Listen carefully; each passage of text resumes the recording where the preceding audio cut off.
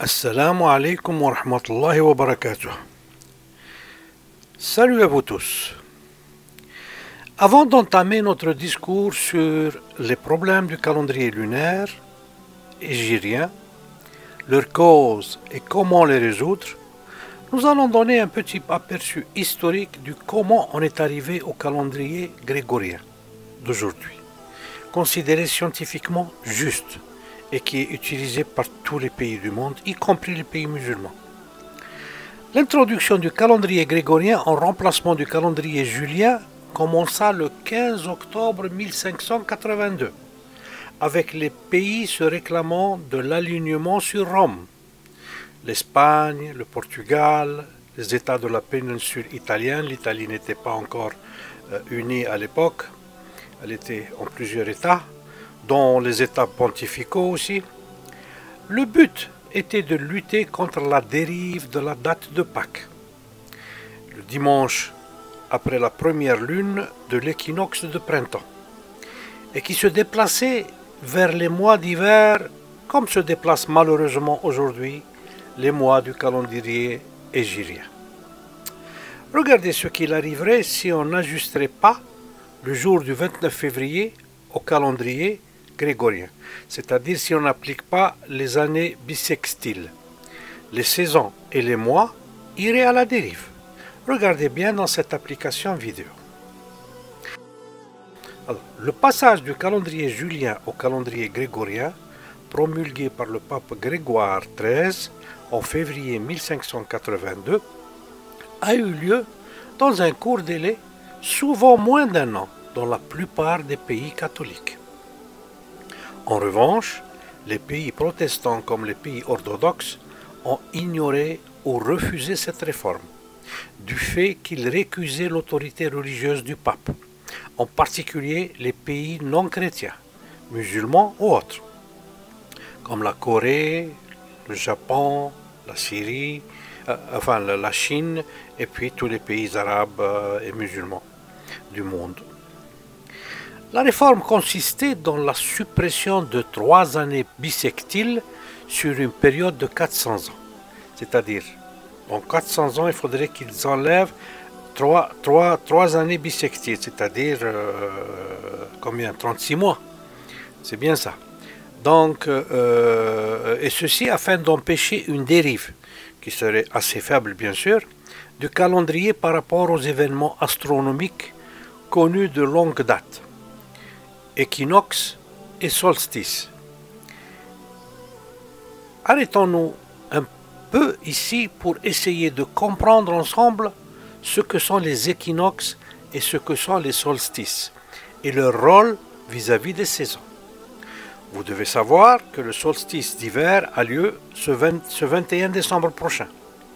Mais pourquoi parle-t-on de solstice et non d'équinoxe? Et pourtant, ils ont pratiquement le même rôle, comme vous allez voir. Ils caractérisent tous deux le passage d'une saison à une autre au cours d'une année. Ce sont pourtant deux phénomènes astronomiques distincts. Alors, quelle est la différence entre le solstice et l'équinoxe? L'équinoxe vient du latin equinoctium, qui regroupe deux mots. Equus, qui veut dire égal, et nox, qui veut dire nuit. Regardons ensemble dans cette vidéo animée comment se déroulent les 4 saisons. Quand la Terre est ici, le Soleil, à midi, est à la verticale de l'hémisphère sud. Là-bas, c'est l'été. Alors que la plus grande partie de la journée, l'hémisphère nord est à l'ombre. C'est l'hiver. Puis, au fur et à mesure que la Terre avance sur son orbite, la ligne où le Soleil tape à la verticale monte vers l'équateur. L'équinoxe, c'est le jour où le Soleil est à la verticale de l'équateur. Le nord et le sud en profitent équitablement. Pour l'hémisphère nord, le printemps commence. Comme la Terre continue son périple, la ligne où le Soleil tape à la verticale monte encore vers le nord. Et là, au mois de juin-juillet, l'hémisphère nord sera tourné vers le Soleil. Les rayons nous arriveront sous un angle plus direct, ce sera l'été, on aura chaud. Puis notre voyage continuera, le Soleil redescendra vers l'équateur, le croisera à l'équinoxe d'automne, le 23 septembre, cette fois pour retourner sous l'équateur, ce sera l'hiver. L'équinoxe est donc le moment de l'année où le soleil se trouve dans l'axe de l'équateur, comme vous le voyez dans l'écran. Et quel que soit l'endroit où l'on se trouve sur le globe, le jour et la nuit ont exactement la même durée. Ils signent le début du printemps ou de l'automne. On parle alors d'équinoxe de printemps entre le 20 et le 21 mars et d'équinoxe d'automne entre le 20 et le 23 septembre. Lorsque le soleil passe à la verticale du tropique du Cancer, c'est le jour le plus long de l'année pour l'hémisphère nord et il signe le début de l'été. Regardez la vidéo pour vous rendre compte comment que cela se passe. Il s'agit du solstice d'été entre le 20 et le 21 juin. En revanche, lorsque le soleil se trouve au niveau du tropique du Capricorne, la luminosité dont bénéficie l'hémisphère nord est moins diffuse. On parle alors du solstice d'hiver entre le 21 et le 22 décembre, le jour le plus court de l'année. Son étymologie latine, solstitium, fait référence à l'arrêt du soleil durant quelques jours avant de se rapprocher à nouveau de l'équateur. Les solstices et les équinoxes définissent les saisons. Le solstice correspond au moment de l'année où les rayons du soleil touchent la Terre avec l'angle le plus incliné. Le solstice d'été représente la journée la plus longue de l'année et le solstice d'hiver la plus courte. L'équinoxe correspond à un moment de l'année où le soleil se trouve au zénith, à l'équateur terrestre. La Terre se trouve alors à angle droit avec les rayons du soleil. Le jour et la nuit ont alors la même durée. Vous avez compris la différence entre solstice et équinoxe. Et pourtant, tous les deux déterminent le début d'une saison. Rappelez-vous alors de ces détails précis et qui se répètent chaque année dans notre cycle solaire. Il faut se le rappeler pour quand on va parler plus tard du calendrier hégirien et sa déroute loin de ces calculs précis du système lunisolaire sur lequel Allah nous a instruits dans son Saint-Coran. Coran chapitre 55, verset 5. Le soleil et la lune évoluent selon un calcul minutieux. Ash-shamsu wal-qamaru bihusban. Coran chapitre 6, verset 96. Allah est le fondeur de l'aube. Il a fait de la nuit une phase de repos, le soleil et la lune pour mesurer le temps. Voilà l'ordre conçu par le puissant omniscient. فالق الإصباح وجعل الليل سكنا والشمس والقمر حسبانا ذلك تقدير العزيز العليم. Pensez-vous qu'Allah nous a souligné en vain ces détails et ces calculs? Retournons alors encore une fois au calendrier grégorien. Sa réforme a eu un aspect immédiat. Il y a eu la suppression de 10 jours afin de rattraper le retard accumulé depuis les siècles révolus. Par exemple, dans le royaume de France, la datation de 1582 est passée du 9 décembre au 20 décembre. Cependant, cette réforme étant scientifiquement fondée, les pays protestants et les pays orthodoxes l'ont acceptée après plusieurs années, entre 1700 et 1923, de même que certains pays musulmans au XIXe et au XXe siècle. L'adoption du calendrier grégorien n'entraînait pas nécessairement la disparition complète du calendrier précédemment en usage. D'une façon plus générale, le calendrier grégorien est aujourd'hui le calendrier international de référence. Le calendrier hégirien ou islamique est un calendrier lunaire, soit un calendrier non solaire. Son principal avantage est le fait de pouvoir se positionner sur un repère temporel court et visible à l'œil nu. En effet, les différentes phases de la Lune sont facilement observables. La Lune est toujours nouvelle au début de chaque mois et elle est pleine la nuit du 15 du mois. Le calendrier hégirien ainsi que celui des Juifs sont fondés sur une année de 12 mois lunaires, de 29 ou 30 jours chacun. En effet, dans les deux calendriers, on a 6 mois de 29 jours et 6 mois de 30 jours, soit un total de 354 jours et donc une année plus courte de 11 jours par rapport à l'année solaire. Dans le calendrier hébraïque, les Juifs ajoutent toutes les 4 années un mois intercalaire qu'ils appellent Adar 2. Cette année de 13 mois s'appelle année embolismique. En l'absence de l'ajustement des 11 jours du calendrier hégirien, manquant au calendrier solaire, l'écart de ces 11 jours exclut toute possibilité de synchronisation entre le début des mois et le début des saisons. Le calendrier hégirien a remplacé depuis un peu plus de 14 siècles le calendrier lunisolaire. Celui-ci était en vigueur dans la péninsule arabique pendant des siècles avant l'arrivée de l'islam.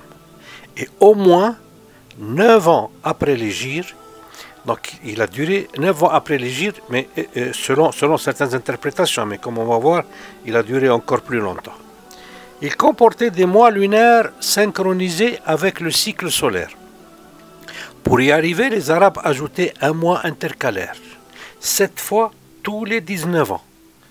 7 fois tous les 19 ans, ils ajoutaient un mois intercalaire, soit environ une fois tous les 32 mois.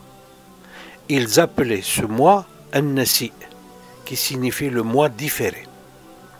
Vous voici ce que dit le Coran à propos de ce mois.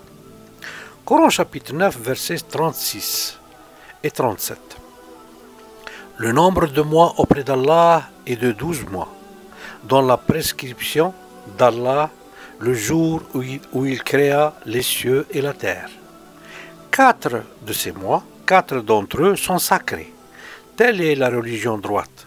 Durant ces mois, donc durant les 4 mois sacrés, ne faites pas de tort à vous-même. Combattez les associateurs sans exception, comme ils vous combattent sans exception. Et sachez qu'Allah est avec les pieux.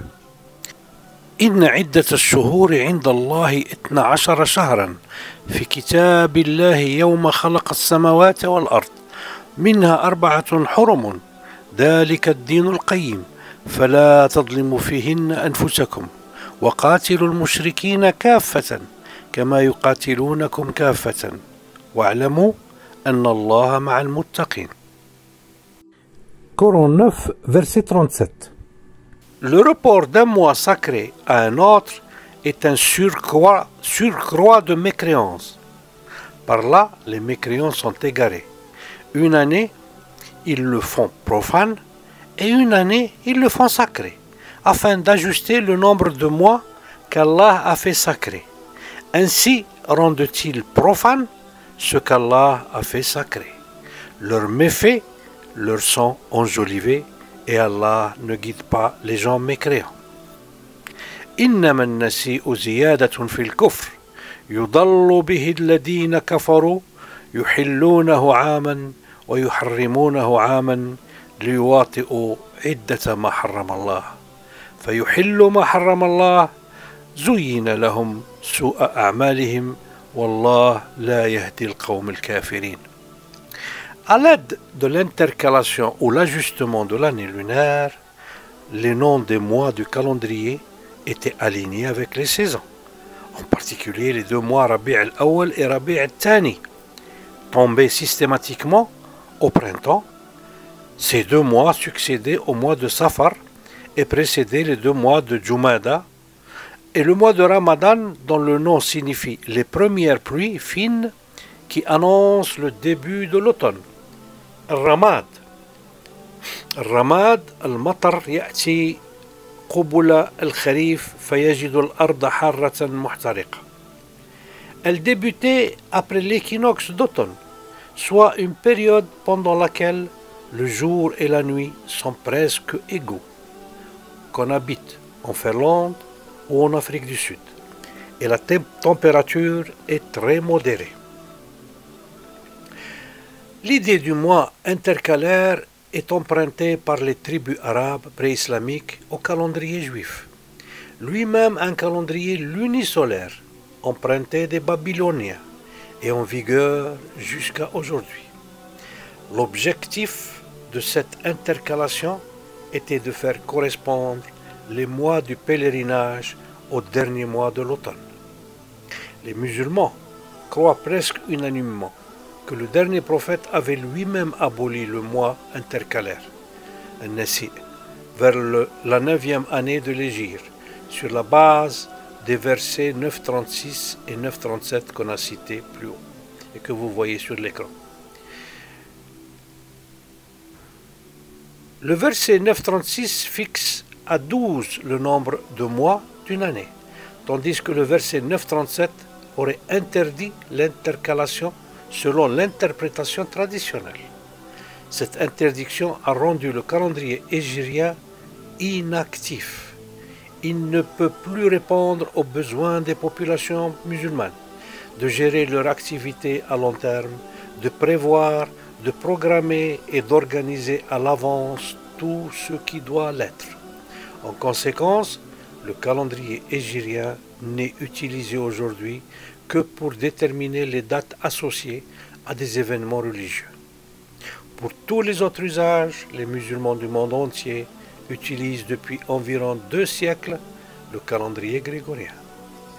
Les sources exégétiques affirment que c'est le prophète lui-même qui a aboli le mois intercalaire à la fin de la 9e année de l'Hégire, soit la veille de sa mort, et sur la base des 2 versets cités ici, le 9.36 et le 9.37. Une étude récente, menée par l'islamologue Wissam Din Ishaq, et dont les résultats sont publiés en 2018, dans un ouvrage intitulé « Le livre de l'innocence du mois intercalaire », Kitab Bara'atun Nasi. Il a présenté plusieurs preuves historiques qui montrent que le dernier messager n'avait pas aboli l'intercalation. L'une des preuves les plus solides est basée sur les dates de la bataille de Badr et de la bataille de Yarmouk. Je m'arrête à ce point important que je détaillerai, Inch'Allah, dans la 3e et ultime partie, Inch'Allah, de ce sujet, comme vous le constatez, très intéressant et utile pour le réveil de notre Ummah et pour son retour à ce que Allah a décrété, loin de toutes les dérives qui ont porté notre Ummah dans le désastre culturel et social qu'elle est en train de vivre aujourd'hui. وآخر دعوانا أن الحمد لله رب العالمين والسلام عليكم ورحمة الله وبركاته. Salut et bénédiction à vous tous.